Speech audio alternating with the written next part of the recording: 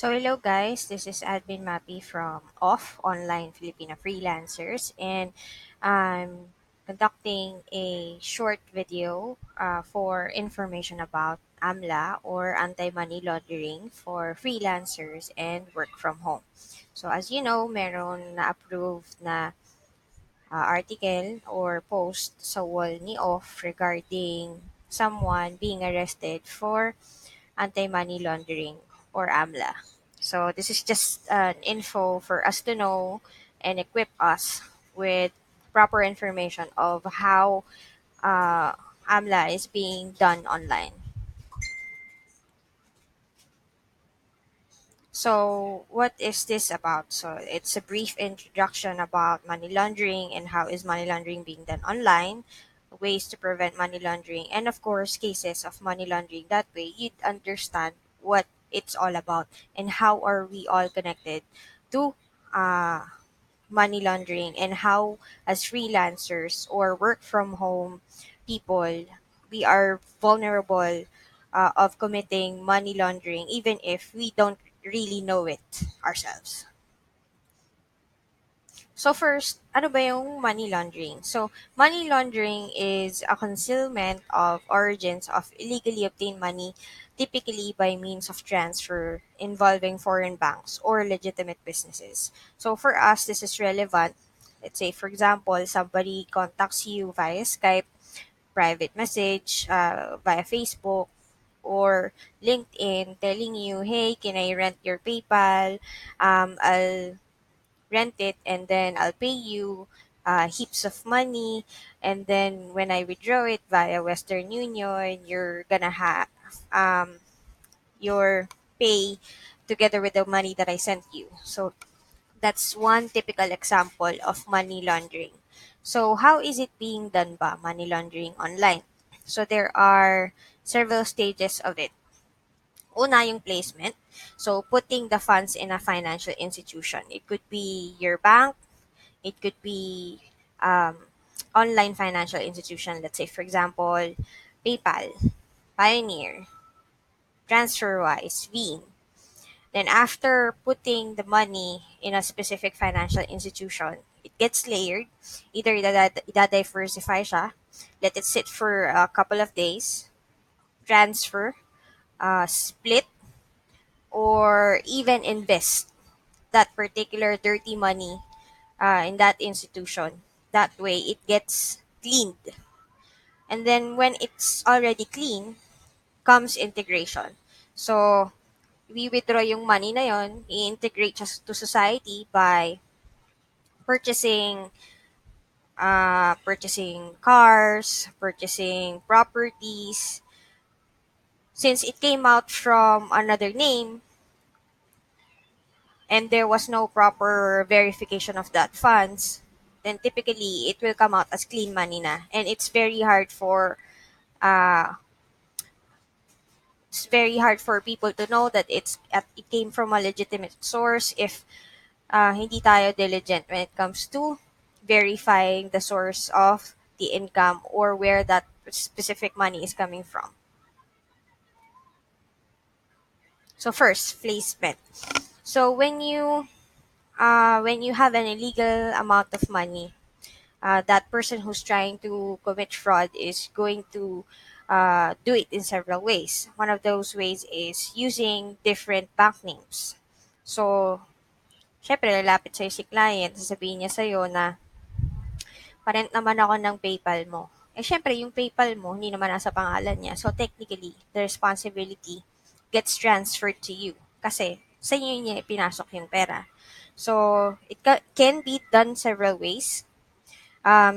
Also, insurance. Mag apply let's say, for example, ng insurance yung money launderer. So, yung insurance na yun nakapangalan sa iba pero technically, yung pera nanggagaling sa ibang tao. So, we have no means of verifying that. Malalaman mo na lang siya once na mag-withdraw na sila.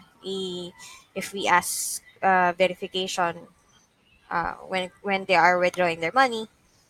Also, there are also people who would get credit cards and then wala naman silang utang sa credit cards. Pero nag-advance payment sila. So, anong nangyayari?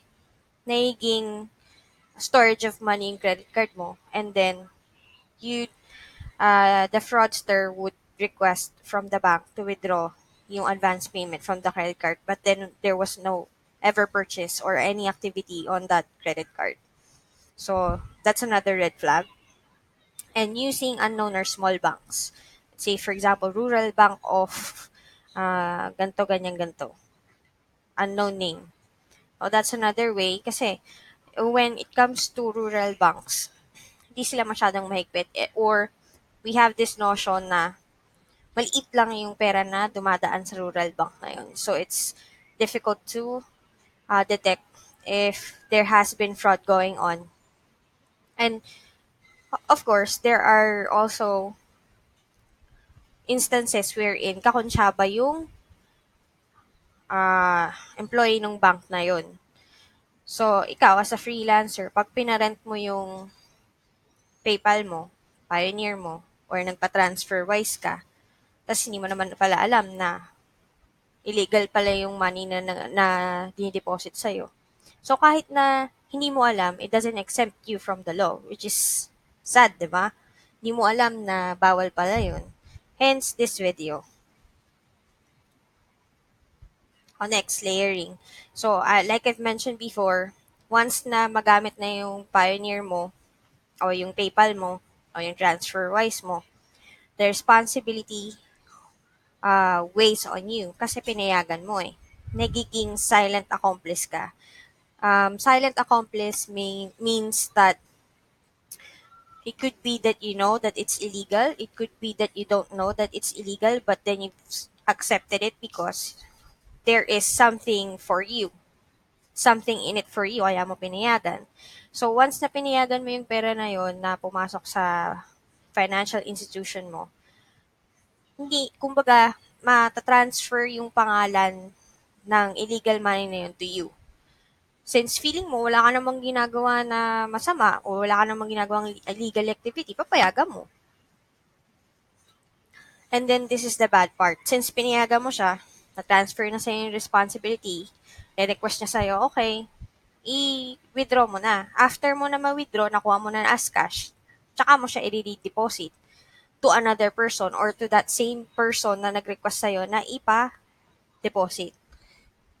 Diba? It's clearly laundering the money or to make it more simpler, nilalabhan mo yung pera by the means of depositing it to another person, transferring the responsibility, and at the same time is withdrawing it, ginawa mo siyang cash.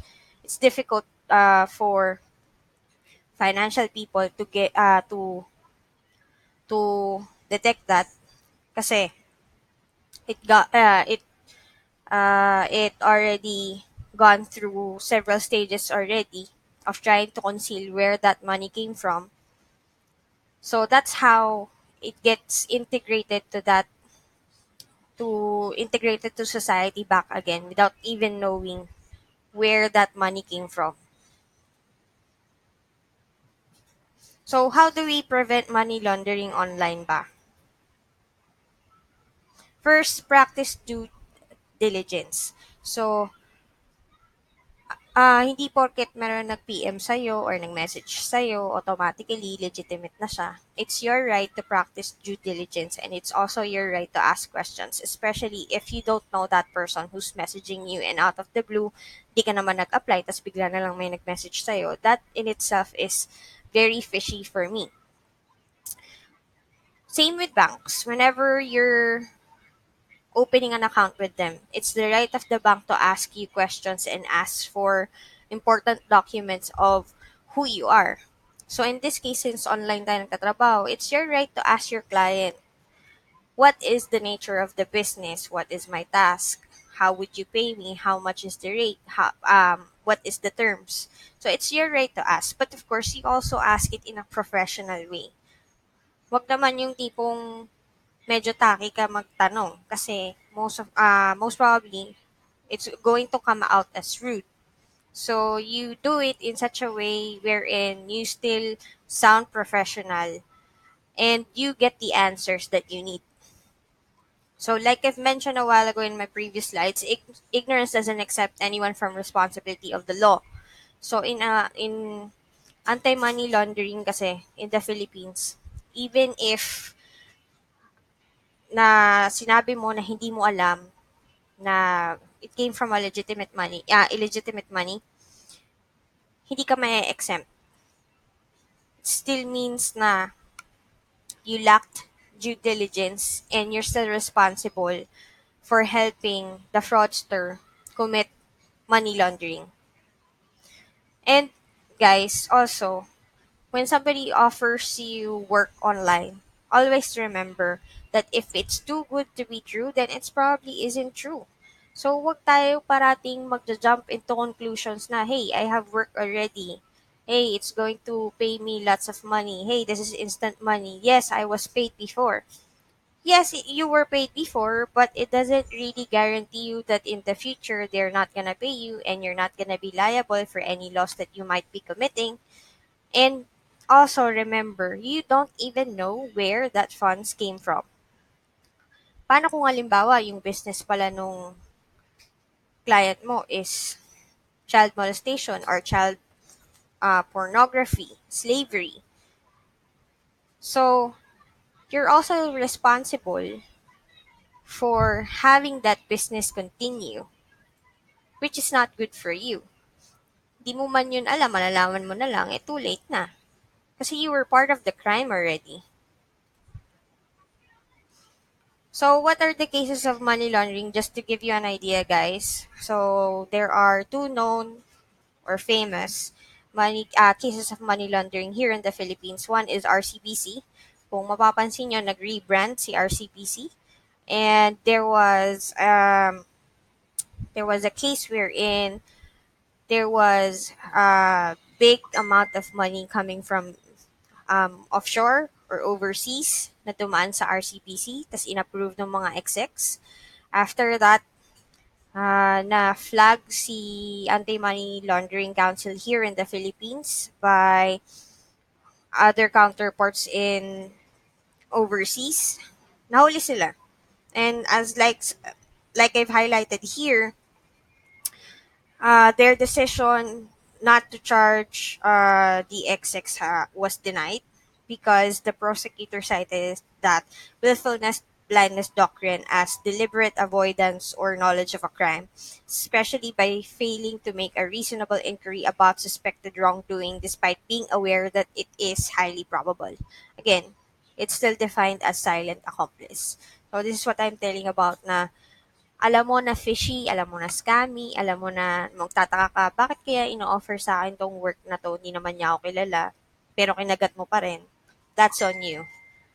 So, you can't really argue with the court telling them na, hindi ko naman po alam eh. That's not gonna fly, guys. So, another one is politics. That's always an example of money laundering. One famous example of that is Erap on a Velarde account. So si Erap, when he was still president, he has a Jose Velarde account.